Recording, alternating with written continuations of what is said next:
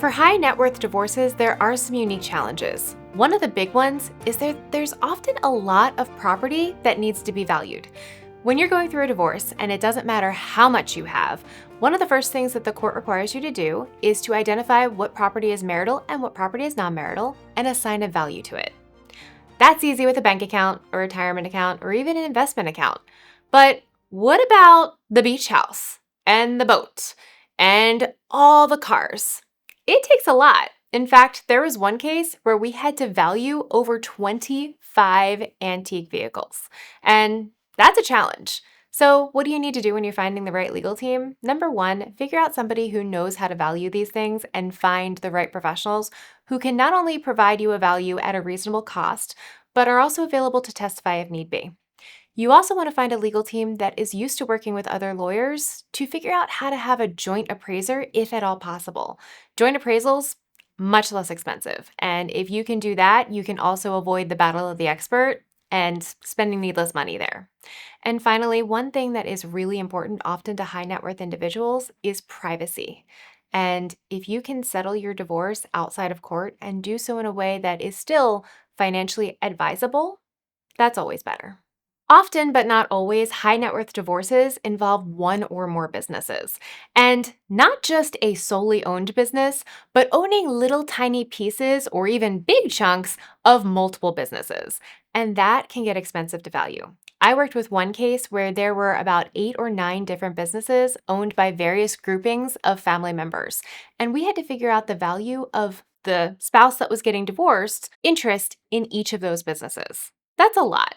We were able to work out a deal with the other side to use one appraiser to do all of these businesses, and that did save some money, and it certainly saved some time and streamlined things. But that wasn't the only challenge. Each of these businesses had a interest in privacy, which means a lot of confidentiality agreements had to be signed and executed with each of the different owners of each of these different businesses, the valuator, and all the attorneys involved. Confidentiality is really important, especially when you're getting somebody's business records. So, if you have a high net worth divorce, and especially if it involves businesses, one or many, a whole one, whole ones, or pieces of ones, make sure that you're working with a legal team that is comfortable with confidentiality agreements, with business valuators, and with working with lots and lots of CPAs who are going to have to turn over records that make sense to the valuators. If you're a high net worth individual, especially if you're a business owner, you want to make sure that you protect the business that is causing you to have all of that income and all those benefits, those total owner benefits that you like taking advantage of. So, what are some of the things I'm talking about? A business can pay for a lot of your personal expenses, as you may know. There are also major tax strategy savings that exist that are available to business owners only, and you want to retain as much of that as possible. To do that, you want to protect the business as much as possible in a divorce. What do I mean by that? Well, you want to make sure that if at all possible, you don't have to sell off portions of the business or allow your spouse to obtain an actual written interest in the business during the divorce. If they already do, that's one thing. And if they already do, you might want to figure out, is there a good way to divide the business, or do you want to keep working together, or do you even want to buy your spouse out?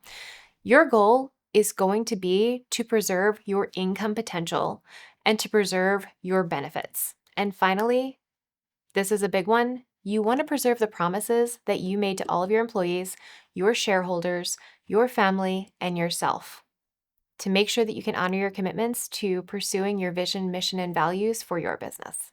Confidentiality is incredibly important to our high asset individuals. Sometimes there might be a little bit of fame, whether it is somebody who is working in politics or whether it is somebody who has a bit of celebrity, maybe even local celebrity. And you don't want the details of your divorce out there for the world to see. You want to work with a family law attorney and legal team that is comfortable working not just with high asset individuals, and high income individuals, but also with keeping things as private as humanly possible. Confidentiality agreements help. Keeping things out of the court as much as possible helps, but there's a lot of different strategies that can be taken so that your private details don't become social media fodder. It's not perfect and it never will be, but the more you can have a legal team that is focused on preserving your privacy, the better off you're going to be. At Z Family Law, we don't write endings, we create new beginnings.